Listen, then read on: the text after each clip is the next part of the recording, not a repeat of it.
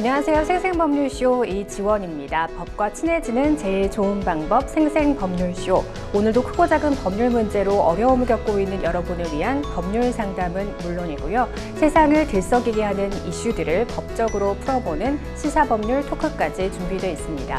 법률과 관련해 궁금한 내용이 있으신 분들은 상담 전화 02-557-8295번으로 연락 주시거나 법률방송 홈페이지 접속 후 법률상담 게시판에 문의 남겨주시기 바랍니다.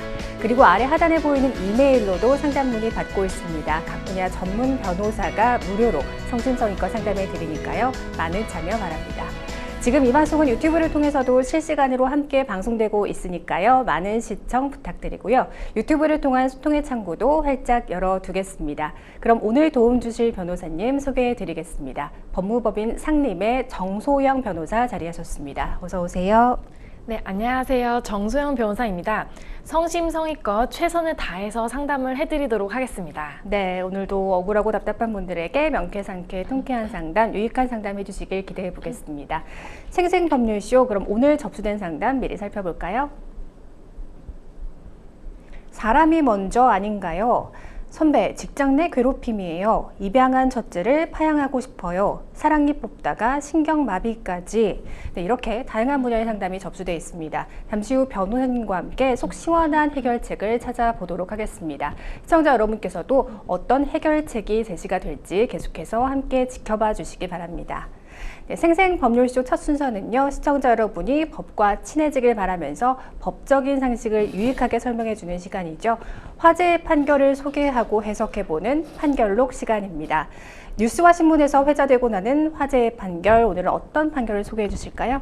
네, 오늘은 판결을 통해서 장난과 다툼의 경계선상에 있는 사고에서 상해의 고의성 판단 기준 그리고 중상해의 경우 처벌 수위 등을 살펴보는 그런 시간을 가져보도록 하겠습니다. 네, 변호사님 우선 판결에 발단이 된 사건의 사실관계부터 짚어주시죠. 네, A씨가 이제 한 식당에서 B씨와 함께 격투에 관한 이야기를 하고 있었는데요. 이 격투 관련 내용을 하다가 마치 실제 격투를 하듯이 B씨의 다리를 잡고 밀어 넘어뜨린 그런 사건입니다. 네, 그래서 이 과정에서 이제 B씨가 넘어지면서 시멘트 바닥에 그대로 머리를 부딪혀서 잠시 의식을 잃었는데요.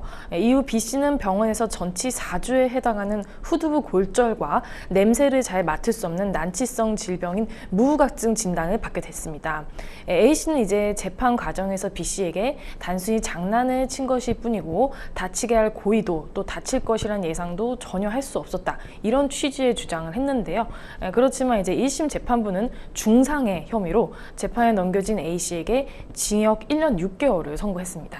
장난에서는 좀 넘었다는 생각이 드는데 A씨는 고의가 아닌 장난임을 주장했지만 법원에서도 장난으로 받아들이지 않은 거네요.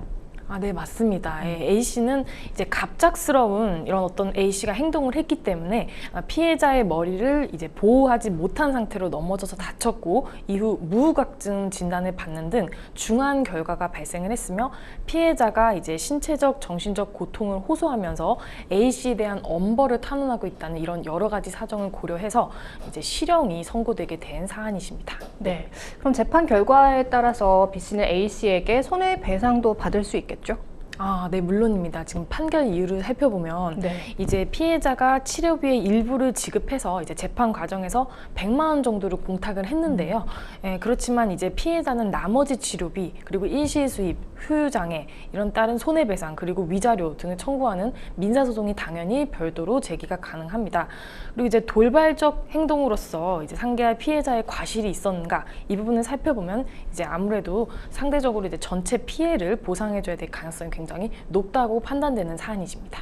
네. 현실에서 이와 비슷한 유사한 사건이 좀 발생할 수 있다는 생각도 드는데 법원이 어떤 기준으로 고의성을 판단하고 있는지 궁금합니다.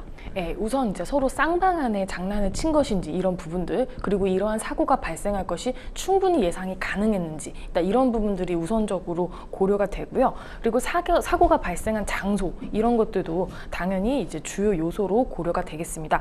이런 부분들이 종합적으로 고려가 돼서 이제 이 사건 같은 경우 자세히 한번 살펴보면요. 일단 격투기 스포츠나 장난을 할 수 있는 그런 장소가 아니었고 또 실제 시멘트 바닥에 넘어져서 굉장히 크게 다쳐서 사실상 이제 회복 불가능한 어떤 손해를 입은 그런 사안이십니다. 것입니다. 또 대화 중에 돌발적이고 또 일방적인 행동을 해서 피해자가 이를 사실상 전혀 예측하지 못한 상태에서 벌어졌다고 볼 수 있기 때문에 법원은 이걸 단순 장난이 아니고 충분히 사행의 고의가 있었다, 이렇게 인정해서 실형을 선고한 사안이라고 할 수 있겠습니다. 네. 만약 법원이 A씨의 행위를 고의가 아닌 장난 정도로 판단했다면 처벌 수위가 달라졌을까요? 네, 맞습니다. 이제 폭행이나 상해 고의가 만약 없었다, 그러면 이제 과실치상 이렇게 볼 수 있는 부분이 있는데요. 지금 이런 유형의 사건에서 중한 결과가 발생했을 때는 과실치상의 가능성보단 기본적으로 폭행치상이 되실 가능성이 굉장히 높습니다. 지금 장난이라고 하더라도 어쨌든 신체의 유형력을 가할 의사가 있었다, 이렇게 보여지면 당연히 폭행의 고의가 인정이 되시는 거고요. 이거에 따라서 과실이 아닌 고의범, 즉 폭행치상범, 이렇게 인정이 되실 수 있겠습니다. 네. 그럼 A씨가 격투기를 배운 사실이 있다거나 관련 업종에서 일을 하고 있었다면 또 판결 내용이 좀 달라졌을까요? 사실상 결과에 있어서는 별 차이가 없었을 거라고 생각되기 때문에 네. 그러기 때문에 이제 동일하기 때문에 별 차이는 없었을 것이다, 이렇게 보여지는 사안이십니다. 법원에서도 이 부분을 양형에서 고려하지 이제 않았을 확률이 굉장히 큰데요. 설령 이제 B 씨가 더 중한 상해를 입을 수 있었는데 A 씨가 격투기를 배워서 그나마 덜 다쳤다, 이렇게 가정한다 할지라도 이는 피고인의 양형에서 고려될 만한 사안은 아니라고 판단됩니다. 네. 또 가정을 해볼까요? 만약 A씨가 친구를 갑자기 넘어뜨린 것이 아니라 서로 격투기 시합을 하다가 한 명이 다친 상황이라면 어떤가요? 네. 그런 상황이면 당연히 양형 요소에서 고려가 될 만한 상황이고, 지금 이제 사고 상황이 전혀 다르기 때문에 좀 다르게 좀 판단될 수 있는 여지가 있는 것으로 보여집니다. 우선 그런 경우라고 한다면 서로 동의하에 어떤 격투기 기술을 시연 또는 시합하는 과정에서 상대방을 실수로 다치게 한 거기 때문에 이제 뭐 미필적 고의는 있을지 몰라도 확정적 고의는 없었기 때문에 처벌 수위가 달라졌을 수도 있고, 또 일단 기본적으로 싸움이기 때문에 이제 어떤 시합이다, 이렇게 보면 정당히 이런 부분도 고려될 여지가 있을 것으로 판단됩니다. 네. 친구끼리 장난을 치다가 다치는 경우가 생각보다 많은 것 같은데요. 이런 가정도 한번 해보겠습니다. 예를 들어 C씨가 신발끈을 묶고 있는 친구의 등을 장난으로 타 넘어가다가 이 사실을 모르고 있던 친구가 그 타이밍에 일어서게 되면서 되려 C씨가 다치게 됐다면 이런 경우에는 누가 가해자가 될까요?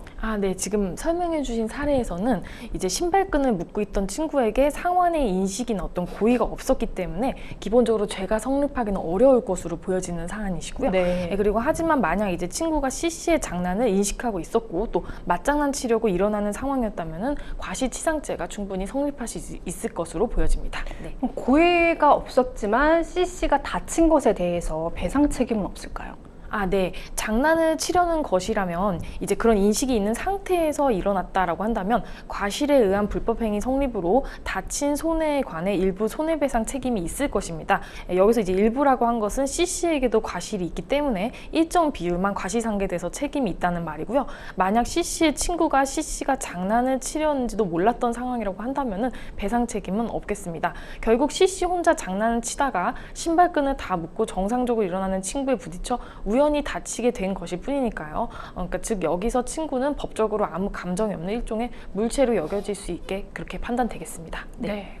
학교폭력 가해자들이 자주 하는 말 중 하나가 친구라서 그랬다, 장난이었다라는 말이라고 하는데요. 장난은 친구 사이의 친밀함을 표현하는 방법 중 하나일 수 있지만 누군가에게 상처를 줄 정도로 심해진다면 그것은 장난이 아니라 괴롭힘이 될 수도 있는 만큼 아무리 친구끼리라도 서로를 배려하고 존중하는 마음이 우선돼야겠습니다. 지금까지 판결록 함께했습니다. 여러분은 지금 생생법률쇼와 함께하고 계십니다.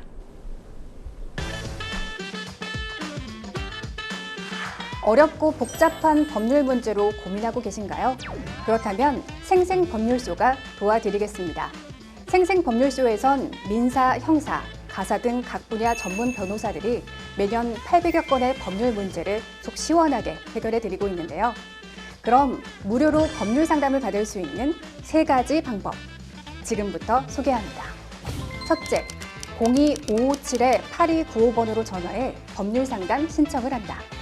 둘째, 법률방송 홈페이지에 접속해 법률상담 게시판에 사연을 올린다. 셋째, 지금 화면에 나오고 있는 이메일 주소로 사연과 연락처를 보낸다. 속 시원한 법률상담 프로그램 생생법률쇼, 지금 바로 상담 신청하세요.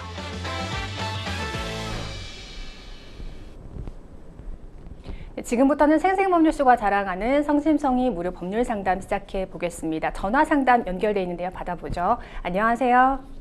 네, 안녕하세요. 네, 어떤 점이 궁금해서 연락 주셨나요? 이제부터 텍스트로 전화를 받을게요. 네, 어떤 점이 궁금해서 연락 주셨나요? 상담자분 지금 전화 연결 상태가 고르지 않은 것 같은데요. 다시 한번 연결을 해 보겠습니다. 여보세요?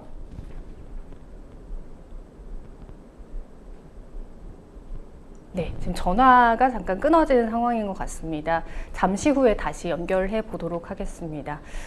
지금 상담자 사연을 저희가 미리 받아봤는데요. 네? 네. 지금 연결된 것 같습니다. 어떤 점이 궁금해서 연락 주셨나요? 네네. 네.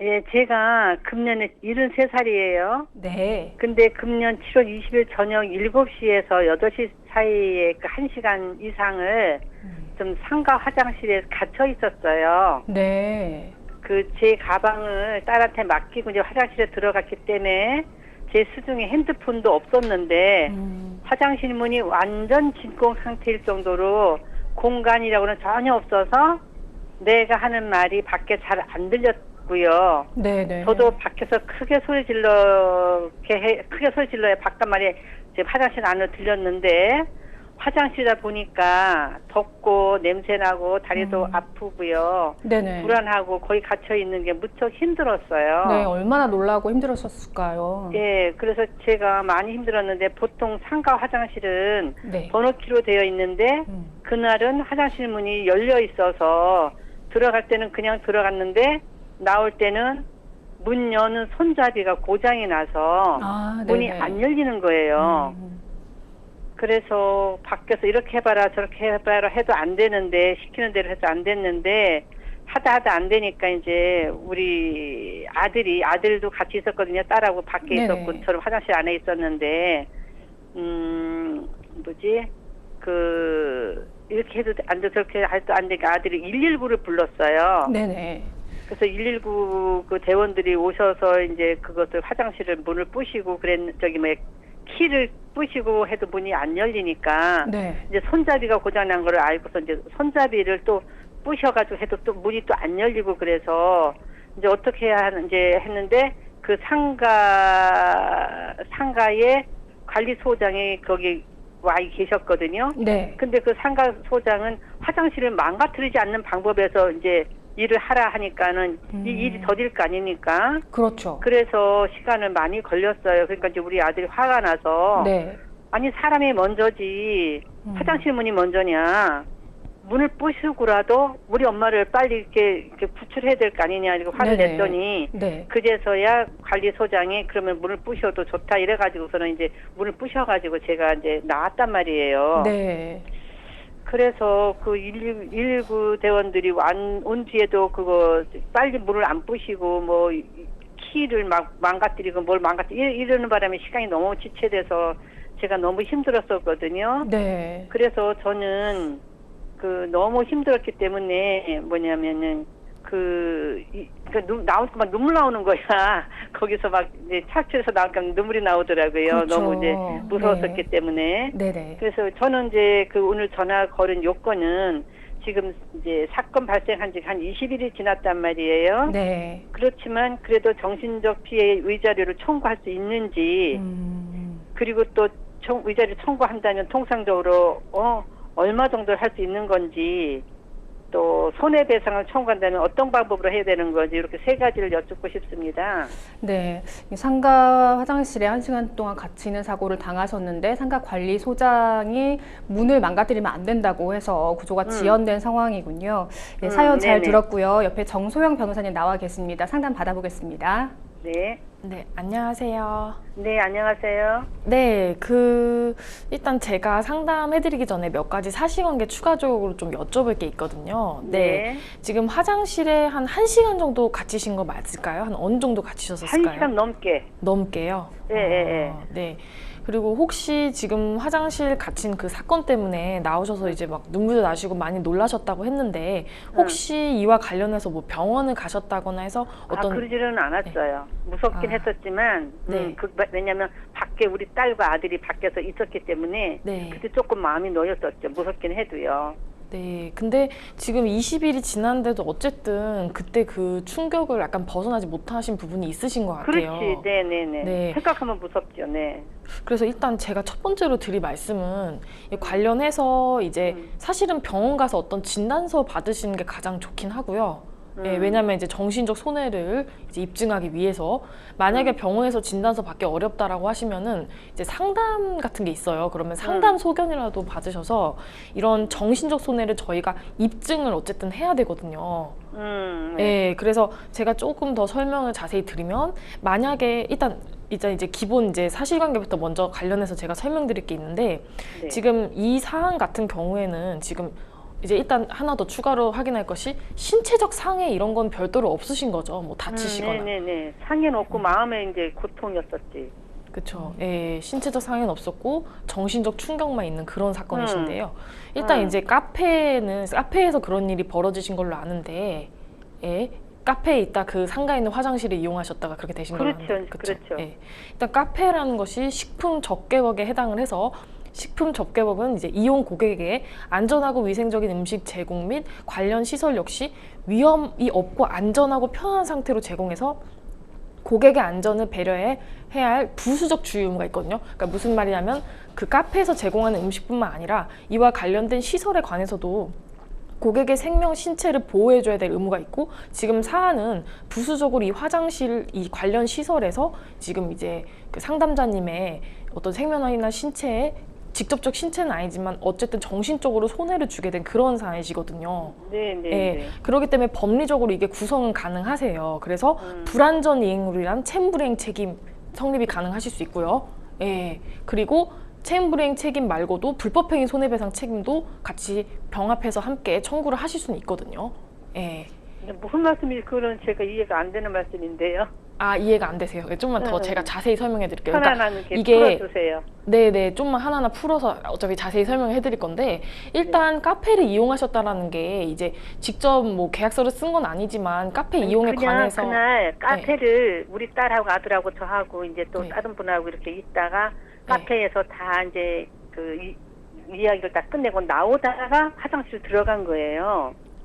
네, 그 네. 카페를 이용하고 나오다가 그 네. 화장실 들어갔는데 그 카페 사장님이 오셔가지고 그 현장을 다 봤어요. 거기서. 예, 예. 그래서 그 예. 카페 사장님이 거기 그 뭐라고 그러잖아. 그 상인들의 회장이래요. 상가 회장이래요. 그 카페 사장님이. 네, 상가 회장. 네. 예. 네. 예, 알겠습니다. 아까 말씀하신 네. 걸 좀 풀어서 말씀해 주신다면은요.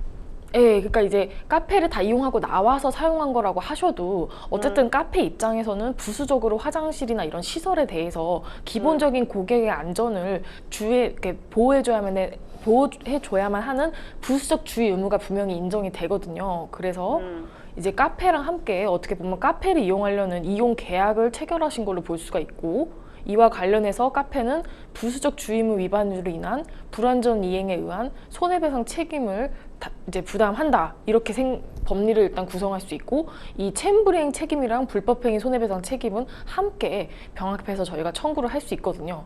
금액은 하나라고 해도 그 이제 원인은 선택적 청구라고 해서 둘 중 하나 선택해서 재판에서 판단할 수 있도록 이 원인을 구성을 할 수가 있으세요. 그래서 쉽게 말하면 지금 충분히 청구는 가능하신 사안이고요. 네. 네. 근데 이제 다만 이제 여기서 지금 이 사건에서 가장 핵심이고 중점점이 되는 게 지금 이 말씀하신 사안 같은 게 이제 통상 있으세요. 뭐냐면은 신체적 상해를 입진 않았어요. 직접적으로 다치거나 뭐 문제가 있으시거나 이러진 않으세요. 근데 정신적으로 너무 큰 충격을 받으셔서 정신적 손해가 분명히 있다라고 생각이 되는 사안이세요. 근데 이거 네. 관련해서 저희가 실제로 정신적 손해가 있다고 해도 저희는 이 부분을 어떻게든 입증을 해야 되긴 하거든요. 네. 예, 이것 때문에 정신적 손해까지 있었다는 부분을 입증을 해야 되는 부분이 저희한테 입증 책임이 있어서 그래서 제가 말씀드린 대로 병원에 가서 진단서를 받으시거나 그게 안 된다면 이제 상담 이런 센터 가셔서라도 소견서를 받으셔서 내가 이로 인해 어떤 충격이 있었고 이로 인한 어떤 정신적 손해가 있었다 이 부분부터 일단 증거 수집부터 하셔야 되는 게 필요하신 거고요. 지금 사안에서는. 네. 예. 그리고 두 번째는 이제 신체적 상해는 없었는데 어쨌든 위자료를 받으려고 하는 거다 보니까 이제 가능하긴 하세요, 이게. 그러니까 이제 그 불가능한 거 알고 절대로 가능하긴 한데 또 그리고 여기 덧붙여서 이 사안 같은 경우는 하나 더 추가로 말씀드리면은 관리소장이 지금 문이 망가지지 않도록 하려고 문 열리는 어떤 시점을 지연을 시켰다 이런 맞아요. 사정이 있었다고 하셨어요. 그러면 관리소장 그분을 이제 공동 불법행위 예, 네. 뭐 그런 식으로 함께 넣어서 피고로 함께 넣어서 소송을 진행하실 수도 충분히 있으신 걸로 보이시거든요.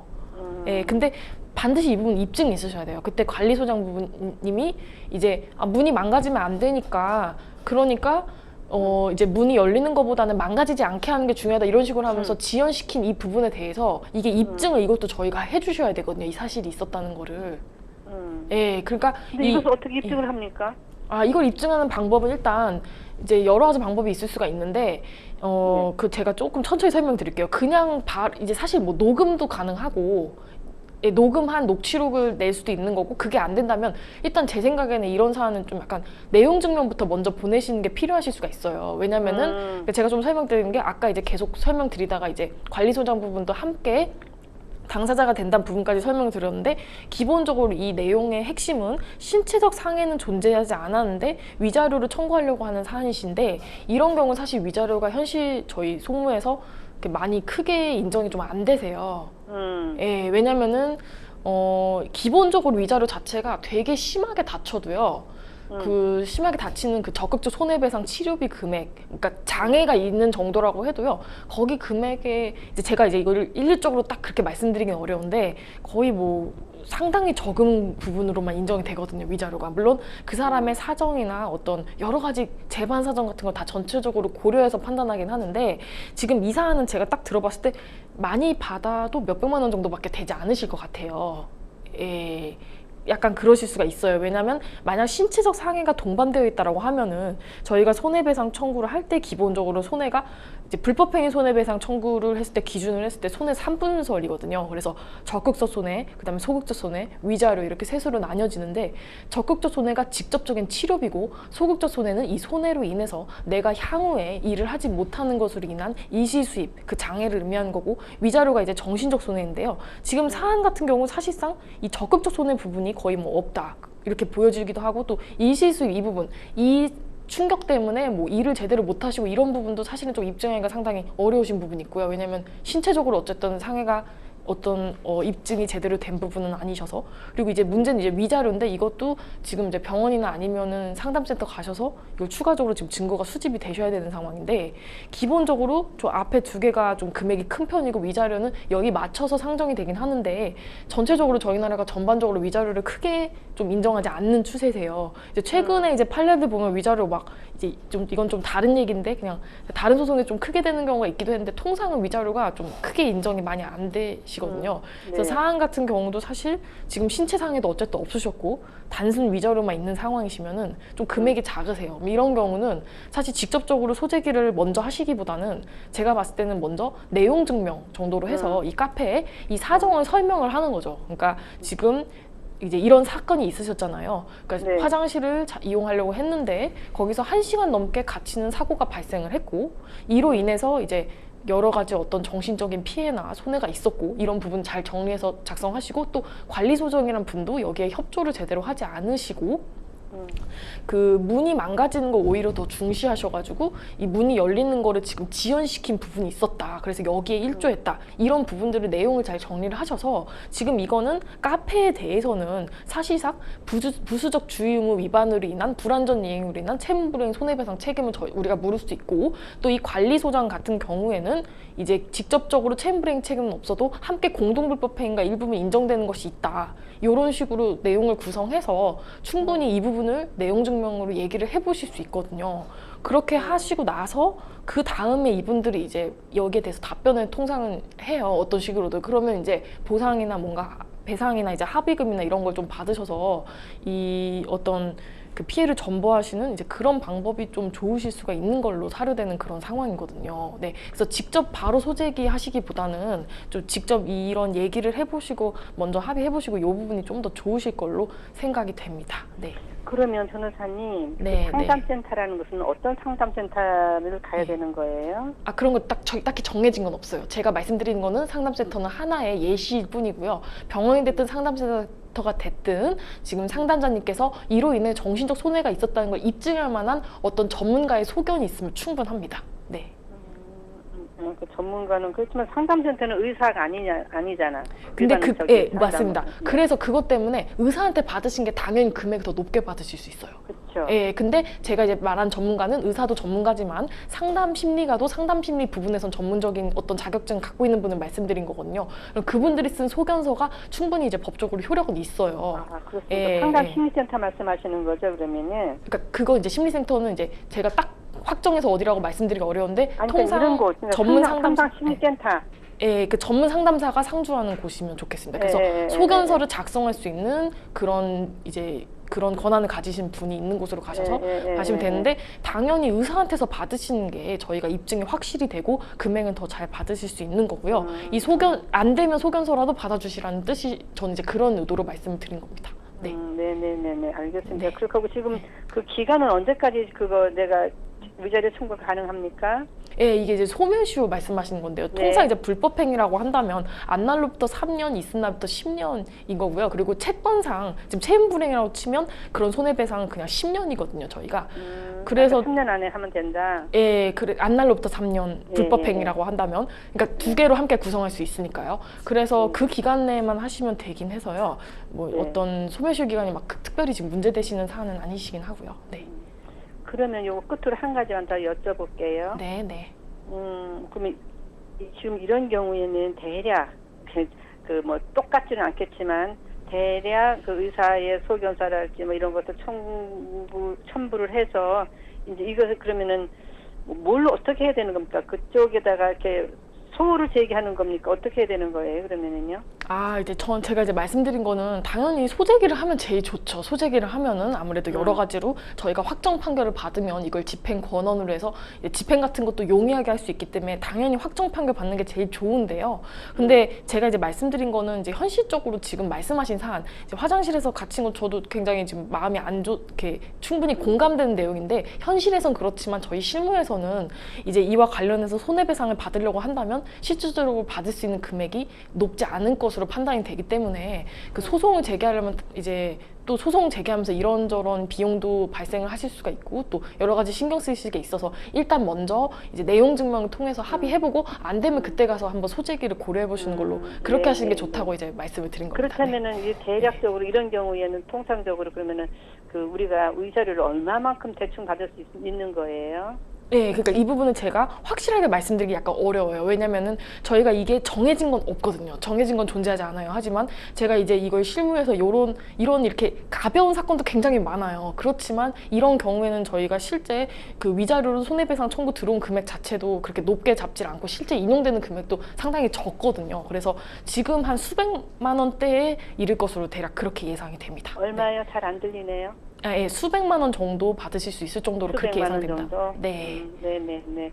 네, 알겠습니다. 감사합니다. 그러면 이게 감사합니다. 손해배상 청구는 그냥 일단은 내용 증명을 보내봐라 이런 말씀이었죠? 네, 일단은 그러니까 쉽게 말하면 그분한테 내용 증명 보내서 한번 얘기로 일단 풀어보시고 나서 그래서 그렇게 해결될 수도 있는 사안이시거든요. 제가 봤을 때는. 네, 이제 안 되면 그때는 이제 법적 조치로 소송에 들어가시는 걸로 그게 좋으실 것 같습니다. 네. 예, 고맙습니다. 네, 감사합니다. 선생님, 감사합니다. 네. 네, 네. 네. 네, 많이 놀라셨을 텐데 마음 잘 회복하시길 바랍니다. 자, 어쨌든 이런 구조 과정에서 문은 망가진 게 사실이잖아요. 그럼 이걸 누가 배상을 해야 되는 건가요? 아, 문이 망가진 것 자체요? 네. 그러니까 이 과정에서 문이 망가지게 된 것 관련해서요. 이 부분에서는 그러니까 사실 이게 이제 문이 망가진 게 굳이 따지면 손괴인데요. 이제 네. 형사적으로 봤을 때는 여기에 대해서 지금 사람을 구하기 위해서 이제 손괴가 이제 뭐 발생한 거기 때문에 위법성이 충분히 조각되는 거기 때문에 누가 처벌받거나 또 이런 형사적 문제는 없는 거고 다만 손해배상 관련해서는 글쎄요 이게 조금 약간 애매한 부분이 있는 것이 손해배상을 누군가한테 청구하고 그러기는 조금 어려운 사안이신 것 같습니다. 왜냐하면 애시당초 문이 고장나 있는 상황이었기 때문에 문이 안 열려서 이걸 여는 과정에서 망가졌다고 볼 수 있기 때문에 네네. 누군가 망가뜨렸다고 보는 것 자체가 지금 좀 어려울 수가 있어서요. 네. 그렇군요.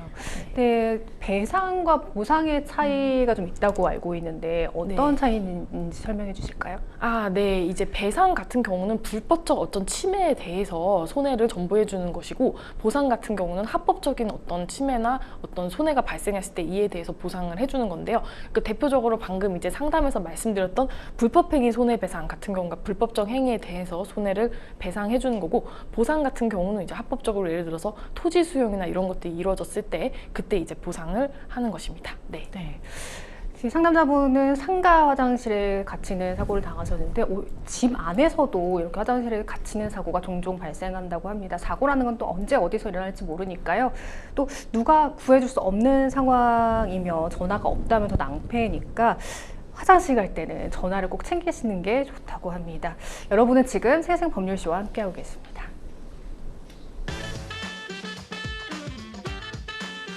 어렵고 복잡한 법률 문제로 고민하고 계신가요? 그렇다면 생생법률쇼가 도와드리겠습니다. 생생법률쇼에선 민사, 형사, 가사 등 각 분야 전문 변호사들이 매년 800여 건의 법률 문제를 속 시원하게 해결해 드리고 있는데요. 그럼 무료로 법률 상담을 받을 수 있는 3가지 방법, 지금부터 소개합니다. 첫째, 02-557-8295번으로 전화해 법률 상담 신청을 한다. 둘째, 법률방송 홈페이지에 접속해 법률 상담 게시판에 사연을 올린다. 셋째, 지금 화면에 나오고 있는 이메일 주소로 사연과 연락처를 보낸다. 속 시원한 법률 상담 프로그램 생생법률쇼. 지금 바로 상담 신청하세요. 네, 이번에는 법률방송 이메일을 통해 들어온 여러분의 고민을 해결해 드리겠습니다. 어떤 내용인지 보실까요? 능력도 성격도 좋은 걸로 유명했던 회사 동료가 최근 직장 내 괴롭힘 가해자로 몰려 징계를 받았고 결국 퇴사를 했습니다. 아직 업무가 미숙한 신입사원들에게 안타까운 마음에 조언을 해줬을 뿐인데 여러 신입사원들이 직장 내 괴롭힘으로 신고를 한 것이라며 억울해합니다. 저를 포함한 다른 동료 직원들도 자신이 언제든지 직장 내 괴롭힘의 가해자가 될 수 있다는 생각에 상당히 조심스러워하고 있는데요. 법적으로 어디까지가 직장 내 괴롭힘인지 그 범위가 궁금합니다 하셨습니다. 네, 회사 동료가 신입사원들에게 업무적인 조언을 하다가 직장 내 괴롭힘으로 징계를 받고 결국 퇴사까지 하게 된 상황입니다. 이 직장 내 괴롭힘 법적으로 정해진 범위가 따로 있을까요? 네. 직장 내 괴롭힘의 정의부터 우선 우리가 정리를 해야겠는데요. 네. 직장 내 괴롭힘이란 그 이제 근로자 또는 사용자가 직장 내에서의 지위 또는 우위를 이용해서 그 이제 업무상 적정 범위를 넘어서서 다른 근로자에게 신체적, 정신적 고통을 주거나 근무 환경을 악화시키는 행위를 말합니다. 근로기준법에서 직장 내 괴롭힘의 정의를 위와 같이 규정하고 있고요. 또한 이제 사용자가 이제 근로자를 폭행하는 것, 정당한 이유 없이 징계, 전보 등 인사조치를 하는 것, 그리고 임신 중이거나 산후 1년이 지나지 않은 여성에 대해서 괴롭히는 것, 그리고 임금, 근로시간 관련 괴롭힘에 대해서 이와 같은 것들이 근로기준법상 전부 규정이 되어 있는데요. 실제 직장 내 괴롭힘이 발생하면 근로기준법 외에도 형법, 민법, 남녀고용평등법의 적용을 받으실 수 있겠습니다. 네, 객관적인 증거가 없어도 피해자의 진술이나 동료들의 증언만으로도 이렇게 직장 내 괴롭힘이 인정될 수 있는 건가요? 네, 우선 직장 내 괴롭힘의 판단 주요 요소를 살펴보는 것이 중요한데요. 직장 내 괴롭힘의 요소는 크게 3가지로 정리할 수 있겠습니다. 우선 첫 번째는 직장 내에서의 지위, 관계 또는 우위를 이용할 것이고요. 그 다음 두 번째는 업무상 적정 범위를 넘어서는 것일 것, 그리고 세 번째는 신체적, 정신적 고통을 주거나 아니면은 근무 환경을 악화시키는 것입니다. 이런 3가지 요소를 기준으로 통상 직장 내 괴롭힘을 판단하는데요. 이제 만약에 이런 통상 직장 내 괴롭힘 신고가 이루어지게 되면요, 당사자의 관계, 그리고 이제 행위 관련 전반적인 재반 사항, 이걸 토대로 아까 말씀드린 3가지 요소를 판단합니다. 이때 이제 피해자의 진술, 동료들 증언을 고려해서 판단되는데요. 다른 증거 아무것도 없이 피해자 진술이나 동료 증언만으로 이와 같은 3가지 요소가 정확하게 입증이 되지 않는다면은 직장 내 괴롭힘은 인정되지 않습니다. 네. 직장 내 괴롭힘이 인정되면 어떠한 불이익이 있는지도 궁금한데요. 뭐 승진이나 연봉 인상 등에도 영향을 미칠까요? 아, 네, 맞습니다. 일단 직장 내 괴롭힘이 이뤄지면 크게 두 가지로 나뉘어지는데요. 경미한 경우에는 약식 조사만으로 끝나는 경우가 있고, 그렇지 않고 좀 중대한 경우에는 정식 조사가 이루어지게 되는데요. 약식 조사가 이루어지는 경우에는 이제 피해자에 대한 사죄, 아니면 이제 그냥 전근, 이 정도만으로 이제 가볍게 사건이 종결되기도 하는데요. 만약에 정식 조사가 이루어지는 사안에 대한 경우에는 행위자에 대한 징계, 또 재발 방지에 관한 권고사항, 이런 것들이 결정이 되는데요. 특히 징계를 받게 되시면 당연히 감봉, 이런 것들이 이뤄낼 수 있고, 또 이와 별도로 승진에도 여러 가지 불이익을 받으실 수 있겠습니다. 네. 이번 사건 이후로 다른 동료 직원들까지 혹여나 직장 내 괴롭힘으로 신고를 당할까 걱정을 하고 계신 상황인 것 같은데요. 직장 내 괴롭힘으로 신고를 당하지 않기 위해서는 어떤 부분을 조심해야 될까요? 네, 제가 아까 이제 설명드린 세 가지 요소가 제일 중요한데요. 그래서 이제 업무상 지시를 할 때 이게 이제 업무상 적정 범위 안의 것인지, 또 우위나 지위를 이용해서 혹시 과한 어떤 지시를 한 것이 아닌지, 또 아니면 정신적 고통을 주게 됐거나 근무 환경을 악화시킨 것이 아닌지, 이런 부분에 대해서 항상 유의해서 업무 지시를 하셔야 할 필요성이 있겠습니다. 네. 직장 내 괴롭힘으로 신고된 내용을 인정을 하고 피해자에게 진심으로 사과하고 합의를 한다면 징계 절차가 진행되지 않을 수도 있나요? 아, 네, 맞습니다. 이제 아까 말씀드렸듯이 이제 만약에 경미한 사안이라고 한다면 통상 약식 조사가 이루어지는데요. 이런 약식 조사 같은 경우는 피해자가 단순히 사과나 합의만 원하는 경우가 있으실 수 있습니다. 이제 이 경우에 상담자, 즉 이런 사건을 주재하는 상담자는 피해자 요구안을 정리해서 행위자에게 전달하고, 행위자가 이 요구안을 받아들이면 바로 사건이 종결이 되는데요. 이때 행위자가 직장 내 괴롭힘 사실을 부인하는 등의 사유로 이제 협의가 걸려되면 당연히 정식 조사로 넘어가게 되실 수가 있는 겁니다. 그래서 정식 조사 결과에 의해서 다시 징계를 받으실 수도 있는 거거든요. 그래서 행위자는 직장 내 괴롭힘한 게 맞다면 그냥 사과하고 합의해서 종결하시는 것이 좀 더 좋으시겠습니다. 네. 네. 그럼 직장 내 괴롭힘으로 징계를 받거나 해고를 당한 경우 구제받을 수 있는 방법은 없을까요? 아, 네, 맞습니다. 이제 억울하게 직장 내 괴롭힘 사실 한 건 아닌데 직장 내 괴롭힘으로 인정돼서 뭐 해고를 받는다거나 뭐 부당하게 전보를 받는다거나 이런 일들이 생기실 수가 있거든요. 그러면 징계 무효 확인 소송, 또는 이제 해고 무효 확인 소송, 이런 확인 해소를 제기해서 이와 관련해서 이제 대응을 하실 수 있겠습니다. 이제 관련해서는 항상 증거를 좀 잘 정리해서 반박하셔야 될 필요성이 있으시겠습니다. 네. 억울한 경우도 상당히 많겠다는 생각이 드는데 괴롭힘으로 신고를 당해 조사를 받게 되는 경우 어떻게 대처하는 게 가장 좋을까요? 예, 만약에 좀 억울하게 이런 직장 내 괴롭힘으로 이제 조사를 받게 된다라고 한다면은 우선 이제 행위자의 행위가 사회통령상 업무 적정 범위 내부라는 사실, 그리고 두 번째로 이제 신고자의 근무 환경에 어떤 영향이나 이런 것들이 없다는 사실, 이런 것들 관련해서 관련 자료나 증거들을 잘 정리해서 반박하는 것이 상당히 중요하시겠습니다. 네. 마지막으로 상담자에게 조언해 주실 부분이 있다면 해주실까요? 네, 알겠습니다. 있잖아요. 이게 이제 직장 내 괴롭히면 안 되시려면 업무 지시 하실 때 회사 내부 인트라넷 같은 것들이 있으시거든요. 이런 인트라넷으로 업무 지시 내용을 객관적으로 정확하게 됐다, 업무 적정 범위 내였다, 이런 부분 관련 증거를 남기시는 것이 굉장히 중요하시겠습니다. 네. 알겠습니다. 계속해서 법률방송 이메일을 통해 들어온 여러분의 고민을 해결해 드리겠습니다. 어떤 내용인지 보실까요? 저와 남편은 30대 후반에 결혼해 몇 년간 시험관 시술을 받는 등 임신을 시도했지만 실패했습니다. 저희는 노력할 만큼 했으니 이제 포기하고 얼마 뒤 갓난아이를 친양자 입양했는데요. 그런데 그로부터 1년 후 예상치 못하게 자연 임신을 하게 돼 둘째 아이를 낳았습니다. 저희 부부는 맞벌이라 두 아이 모두 친정 어머니께 육아를 부탁드렸는데요. 그러던 어느 날 어머니께서는 첫째 아이가 둘째 아이를 질투하는 것 같다고 조심스럽게 말씀하셨습니다. 심할 때는 외할머니와 외할아버지가 안 보는 사이에 첫째가 둘째를 쥐어받기까지 한다는데요. 생각해보면 첫째는 엄마 아빠와 같이 있을 때에도 동생에게 관심을 가지면 큰 소리로 울며 어리광을 부렸습니다. 이런 상황이 계속되자 친정 부모님은 친자식을 위해서라도 첫째를 파양하는 게 어떻겠냐고 권유하셨는데요. 이런 경우 파양이 가능할까요? 하셨습니다. 임신을 시도했다가 안 돼서 입양을 했는데 임신으로 아이가 태어나는 경우 입양한 아이를 파양하는 경우가 흔한가요? 네, 요즘 결혼이 많이 늦어져서 또 고령 임신도 많다 보니까 이제 네. 임신이 안 되거나 이러신 분들이 입양을 생각하시게 되는데요. 또 그러다가 또 이제 임신이 또 되는 경우도 있거든요. 이 경우에는 여러 가지 사유 때문에 파양을 좀 고려하시는 경우가 있는 것으로 사료됩니다. 네. 네. 상담자분은 첫째가 갓난아기일 때 친양자 입양을 하셨다고 하는데요. 일반 입양과 친양자 입양 사이에 어떤 차이가 있나요? 네, 이제 가장 큰 차이는 일반 양자 입양 같은 경우에는 친생부모와의 관계가 여전히 유지가 되는 것이고요.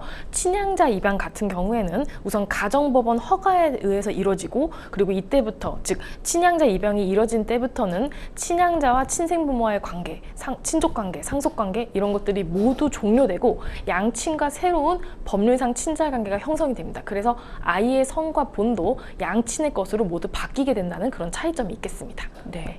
상담자분이 친양자 파양을 고민하고 계십니다. 친양자를 파양하기 위한 조건이 있을까요? 네, 친양자 파양은 약간 그 조건이 까다로운데요.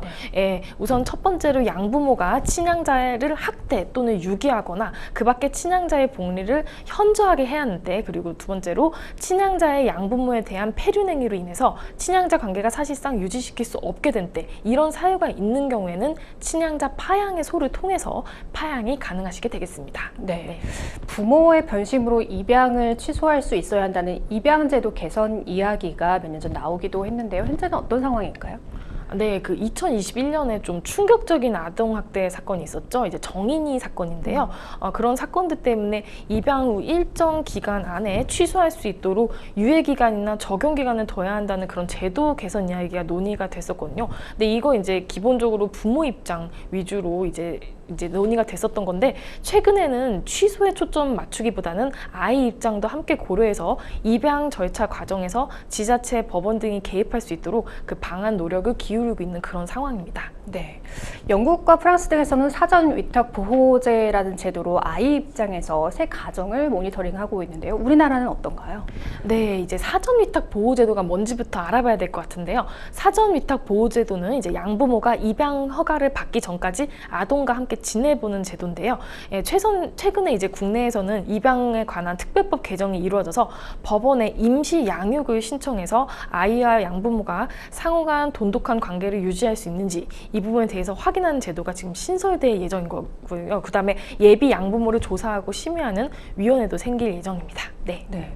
저는 개인적으로는 입양한 아이를 파양한다는 게 좀 너무 잔인하지 않나라는 생각이 들긴 하는데요. 사실 친형제 자매 사이에서도 첫째가 둘째를 뭐 질투한다거나 반대의 경우도 심하게 있는 것 같은데, 이게 단지 입양의 문제가 아닐 수도 있지 않을까요? 변호사님 어떻게 보세요? 네, 맞습니다. 말씀하신 대로 지금 일단 첫 번째로 친양자 자체가 파양 자체가 굉장히 여러 요건을 갖춰야 되는데, 지금 사안만으로는 파양을 하기는 어렵거든요. 그리고 이제 MC님께서 말씀해 주신 대로 친형제라고 할지라도 첫째가 둘째 질투하고 이런 일은 통상 많이 발생할 수 있는 일이기 때문에 우선 교육이나 그런 부분을 통해서 아이의 행동을 한번 개선하는 그런 방법을 먼저 해보시는 것이 좋을 것으로 생각이 됩니다. 네. 정말 아이의 마음을 한 번 더 헤아려 주셨으면 좋겠다는 생각이 드는데요. 마지막으로 조언 한 말씀 부탁드릴게요. 네, 이제 기본적으로 소통이 가장 중요하거든요. 우선 아이 행동이 왜 그렇게 됐는지 소통을 먼저 해보고 충분한 대화를 통해서 잘 해결해 보시고, 이제 너무 파양은 지금 너무 극단적이기도 하고 파양 요건이 되지도 않기 때문에 이런 소통을 통해서 화목한 가정을 이루기를 이제 고대하여 보겠습니다. 네. 자, 계속해서 법률방송 이메일을 통해 들어온 여러분의 고민을 해결해 드리겠습니다. 어떤 내용인지 보실까요? 치과에서 사랑니를 뽑은 이후 심각한 후유증을 겪고 있습니다. 다른 이까지 아파오며 신경에 마비가 온 것은 물론이고 심한 두통까지 찾아왔는데요. 해당 병원을 찾아가서 이야기를 하니 사랑니를 뽑고 난 후 흔하게 생기는 후유증이라며 진통제만 처방해줬습니다. 그런데 이를 뽑은 지 한 달이 지난 지금 통증은 사라지지 않고 나날이 더 심해져 가고 있는데요. 또다시 병원을 찾아가니 제가 관리를 잘못해서 그런 거라며 소란 피우며 경찰을 부르겠다며 으름장같이 놓습니다. 후에 다른 병원을 찾아가니 앞 병원에서 사랑니를 뽑을 때 다른 신경까지 건드렸다는데요. 이건 엄연히 의료사고 아닌가요? 해당 병원을 고소하고 위자료를 받아내고 싶은데 가능할지 궁금합니다 하셨습니다. 네, 크고 작은 의료사고가 많이 발생을 하고 있습니다. 근데 의료사고의 경우 재판을 진행할 때 환자가 승소하기가 상당히 어렵다고 하는데 왜 그런 건가요? 네. 일단 의료소송의 경우 가장 기본적으로 의료기관과 환자 사이의 정보의 비대칭성 때문에 의료소송 승소하기 어렵다. 네. 그런 말이 굉장히 많은데요. 제가 이제 의료소송 실무에서 수행을 하다 보면은 용어가 너무 어렵기도 하고 말씀하신 대로 이제 의뢰인인 환자분들께서 이런 이제 의료사고 관련해서 이런 내용을 정리하기가 좀 어려운 부분들이 많이 있으신 것 같습니다. 근데 일단 의료행위에 과실이 있었던 이 부분을 이제 입증을 해야 되고요. 그리고 그 과실과 환자에게 발생한 손해 사이에서 인과관계가 있었다. 이 부분이 입증이 되어야 하거든요. 그런데 이러한 입증이 좀 쉽지가 않으신 것이 가장 문제고요. 근데 이제 문제는 이제 이와 관련해서 최근 10년 동안 의료소송의 승패를 자세히 살펴보면요. 그 승소 확률이 50%가 넘어가기 때문에 사실상 이제 실제 의료소송이 실무에서 진행된 걸 보면 꼭 승소 확률이 낮다 이렇게만 볼 수는 없는 사안이긴 합니다. 그렇군요. 지금 병원에서는 자신들의 과실을 인정하지 않고 있는 상황입니다. 병원 측의 과실을 확인하려면 어떤 증거가 필요할까요? 네, 이제 병원의 과실을 입증할 입증 책임이 통상 이제 이제 의료 과실을 당한 그분한테 있는데요. 이런 경우 병원 이제 입증 책임이 좀 입증이 어렵다 보니까 많이 완화가 되는데요. 그래서 병원의 과실을 확인하려면 일단 의료인에게 일반인 상식을 둔 의료 과실이 있었다는 것에 대한 증거, 그리고 환자가 의료행위 이후 발생한 증세가 의료행위 전에는 없었으며 또 이러한 결과에 영향을 끼칠 다른 원인이 없었음, 이 부분만 입증하면 되는 정도로 그 입증 책임이 좀 완화가 되어 있습니다. 그래서 사안에서는 다른 병원에서 이제 앞병원에서 사랑니 뽑을 때 다른 신경을 건드렸다, 이런 부분에 대해서 소견서가 있을 것으로 생각이 되는데요. 이런 소견서를 좀 잘 확보하는 것이 중요하시겠습니다. 네. 다른 병원을 찾은 상담자 병원비가 계속해서 들어가고 있습니다. 사랑니를 발치한 병원으로부터 위자료까지 받을 수 있을까요? 네, 이제 사랑니를 발치한 병원에 대해서 불법행위에 의한 손해배상 청구 소송을 진행할 수 있는데요. 이 경우에 적극적 손해인 병원비는 물론이고 정신적 손해인 위자료에 대해서도 충분히 받으실 수 있겠습니다. 네. 근데 병원 측에서는 병원에 항의를 하러 온 상담자를 오히려 경찰에 신고하겠다고 합니다. 이런 경우 실제로 업무 방해죄에 해당할까요? 네, 형법 제314조 업무 방해죄의 경우에 허위사실 유포, 기타 위계로 사람의 신용을 훼손하거나 위력으로 사람의 업무를 방해한 자에게 이제 적용되는 죄목인데요. 사안에서 상담자가 정당하게 항의를 한 것이라면 업무 방해죄는 성립되지 않을 것으로 생각됩니다. 그런데 이처럼 직접 찾아가면 문제가 많이 생기실 수가 있거든요. 그래서 내용 증명, 이런 서면을 보내서 해결하는 것이 보다 적합할 것으로 생각됩니다. 네. 뭐 이런 후기를 인터넷 커뮤니티 같은 곳에 올리면 오히려 역으로 고소를 당하는 경우도 좀 있다고 하더라고요. 네, 맞습니다. 이런 후기를 잘못 올리게 되면 명예훼손으로 고소를 당하실 여지가 있으실 수 있거든요. 다만 이와 관련해서 사실을 적시한 것이 맞고 그 다음에 상당한 방법이라는 것, 이런 부분들이 인정이 되면은 그 위법성이 조각되실 여지도 있으십니다. 공익을 위한 것이 인정될 때 이제 위법성 조각도 될 수 있기 때문에 반드시 꼭 처벌이 되지는 않습니다. 그런 네. 크고 작은 수술에 앞서서 병원과 동의서를 작성할 때 주의해야 할 점이 있다면 짚어주시죠. 예, 수술에 앞서서 병원에서 동의서 등을 작성할 때 수술 전 동의서에 수술에 관한 여러 설명들이 기재가 되어 있거든요. 이제 이와 관해서 뭐 의문되거나 문의될 점이 있으면은 반드시 이 부분에 관련해서 이제 설명을 자세히 듣는 것이 굉장히 필요합니다. 또 이제 서면으로 제대로 설명이 되어 있지 않는다라고 한다면 이 부분을 지적해서 설명을 제대로 듣는 것이 굉장히 중요합니다. 의사가 이때 만약에 설명 의무를 다하지 않는다면 이 부분을 근거로 이제 손해배상 청구가 가능하기 때문입니다. 네. 그러니까 의료사고의 경우 환자와 병원 간의 정보의 비대칭성이 일어날 수밖에 없다고 짚어주셨는데 지금 현재 상담자가 소송까지 염두하고 있는 상황이잖아요. 근데 그 병원에서 그 자료 같은 거를 제시하지 않을 가능성도 상당히 높잖아요. 어떤 점을 좀 주의해서 이 준비를 하면 좋을까요? 예, 저희 이제 민사소송의 가장 기본적인 대원칙은 이제 증거재판주의입니다. 증거가 결국 가장 중요한데요. 지금 말씀하신 대로 병원에서 자료를 주지 않거나 이러려는 그런 경우도 있긴 하지만 저희가 기본적으로 이와 관련해서는 이제 문서 제출 명령이나 이런 거 통해서 법원 통해서 명령으로 이걸 다 받아낼 수 있기 때문에 그런 부분 너무 걱정하진 않으셔도 되고요. 다만 이와 관련해서 이제 다른 병원이나 이런 데서 진단서, 소견서 등 관련 자료들을 잘 수집하는 것, 이런 게 가장 중요하고요. 또 의료소송은 사실상 거의 무조건 감정을 진행하게 되신다고 생각하시면 되겠습니다. 이 감정에 의해서 법원에서 지정하는 감정의, 즉 다른 이제 의사에 의해서 감정을 받아보게 되실 텐데요. 이와 관련해서 이 감정 결과가 굉장히 소송의 성패에 큰 영향을 주기 때문에 이 감정을 잘 진행하는 것이 굉장히 중요하겠습니다. 네, 마지막으로 상담자에게 조언 한 말씀 해주시죠. 네, 지금 의료 소송 같은 경우에 이제 의료 분쟁 같은 경우에 굉장히 이제 소송을 진행하기에 앞서서 한국의료분쟁조정원 그리고 한국소비자원에서 조정을 통해서 해결하는 방법이 있으실 수 있거든요. 이때 만약에 조정이 성립하면은 재판상 화해와 같은 효력을 갖춰서 사실상 이제 일반 판결처럼 기판력을 갖게 됩니다. 그래서 만약에 곧바로 의료소송하는 게 좀 부담이 되시면 이와 같은 제도를 먼저 적극 활용해 보시는 것이 필요하겠습니다. 네. 생생법률쇼 많은 분들의 상담 전화가 걸려오고 있습니다. 도움이 필요하신 분들은 주저하지 마시고 연락 주시기 바랍니다. 법률 상담 참여 방법 다시 한번 알려드리겠습니다. 상담 전화 02-557-8295번으로 연락 주시거나 법률 상담 홈페이지, 법률방송 홈페이지 접속 후 법률 상담 게시판에 문의 남겨주시기 바랍니다. 그리고 아래 하단에 보이는 이메일로도 상담 문의 받고 있습니다. 각 분야 전문 변호사가 무료로 성심성의껏 상담해 드리니까요. 많은 참여 부탁드리겠습니다. 오늘 함께해 주신 정소영 변호사님 고맙습니다. 네, 오늘 순서는 여기까지입니다. 시청해 주신 여러분 고맙습니다.